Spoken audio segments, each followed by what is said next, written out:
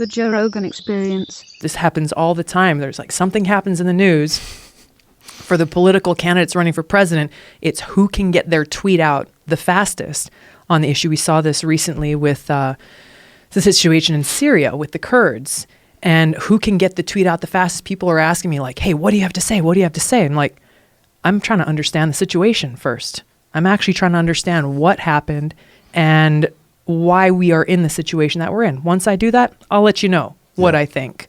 And that was another one of those end of the world scenarios that unfolded. You know, Trump pulled the troops out of that area, and it was like, oh, the world's going to end. And look, there was some bad stuff that happened. I get it. Some ISIS some ISIS terrorists, murderers escaped. I got that. Some Kurds were killed. Like, some bad stuff happened, but it wasn't the end of the world. And one thing, you know, I was at my second deployment to Iraq. We started doing counterinsurgency operations instead of counter-terrorist operations. So we changed our strategy. And as we did this, we were starting to kill a decent amount of bad guys, of these insurgents. So a few weeks go by, and I got a message from up in my chain of command, and they're like, hey, Jocko, we get that you're doing these missions, but right now we're not seeing any changes in the metrics as far as enemy attacks that are happening, right? And luckily I had read the counterinsurgency manual that was written by General Petraeus, and part of that explains that the average counterinsurgency takes 7 years to work itself out, right? And so I said, hey, you know, boss, the average counterinsurgency takes 7 years to flesh itself out. It's only been 3 weeks. Can I get some more time here to work through this? And he's like, okay, yeah, you know, makes sense. But my point is, it's the same thing here. We think that some news event, that we can fully understand a news event within 1 hour of it happening. Right. We don't have any understanding. You need to let these things develop and see where the actual long-term effects are. We can't be snapping judgments and making radical decisions or split decisions when we have to actually assess what is really going on. And so the press for sure is like snap decision, snap decision, snap decision. And you can see it's comical to flip back and forth between the left-wing media and the right-wing media. And one of them's the greatest decision ever, and the other one's the most horrible thing that's ever happened. And there you go. And you know, no one can even make an assessment of what just happened because it only happened 14 minutes ago. Right. How about we see where it plays out? It's about being first rather than actually being accurate and presenting the American people with, here's what has gone on. You can form your own opinion. You can form your own conclusion.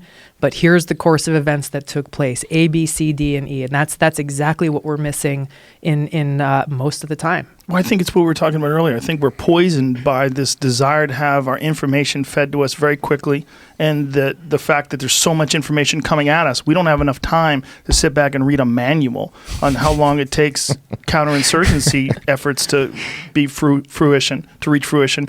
The fact that that's hitting you in the military, that you would think that the most pragmatic, the most disciplined people that understand the long game, that are playing 3D chess, those are the people that you would want telling people like you what you can and can't do. The fact that that kind of thinking is even filtering down to special ops groups is crazy. Well, what's nice is we do have decentralized command inside the military. So when I'm telling my boss this is what's going on, my boss isn't like, shut up and do what I told you to do. My boss is like, okay, makes sense, explain it to me. Okay, got it. Yeah, that makes sense. Cool.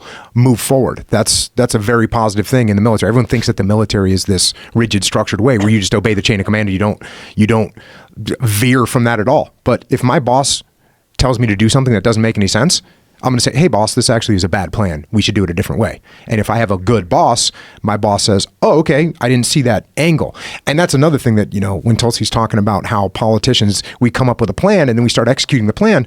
Guess what? Once you start executing a plan, some other things are going to come to light, right? And you as a leader have to say, hey, you know what? We started executing this. It's going pretty good, but I didn't foresee this happening. I'm making an adjustment. Here it is. Here's what we're going to do. And I'm going to wait for that feedback to come to me.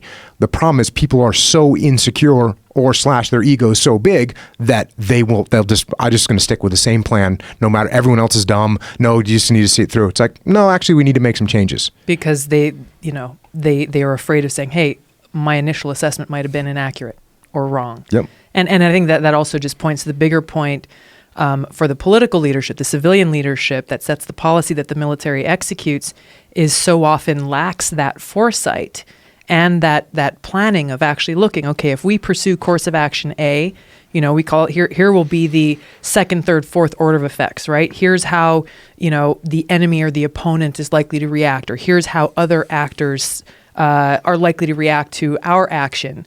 So we can try to anticipate that, and then we can, okay, this is how we would respond, this is how they're likely to respond, and actually go through this so that we don't end up in the situation that we too often find ourselves in, where you're like, all right, here's the mission, guys, go for it. And then you, whether it's a week or a month or a year later, like, hey, how the hell do we find ourselves here?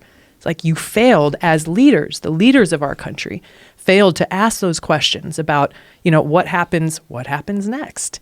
After we go in and topple Saddam Hussein and we completely obliterate the entire Iraqi military, what actually happens next? What will be the consequences to this? What will be the cost to our troops, our military? What will be the cost to the Iraqi people? What will be the cost to American taxpayers?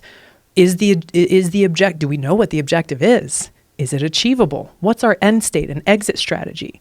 When you look back, and I've seen this throughout my 7 years in Congress, sitting on the Foreign Affairs Committee, sitting on the Armed Services Committee, where we're questioning and providing oversight over the Department of Defense and Department of State, asking leaders these questions. And when we're not given answers or given ambiguous answers, or things like, I asked Secretary Mattis once in a hearing about how Al-Qaeda has gotten so strong in Syria to where, right now they control an entire city. The entire city of Idlib is controlled by Al-Qaeda.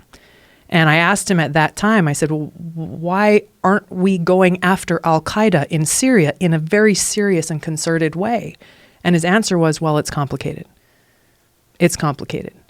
And it's frustrating to say the least, but I think it's been a very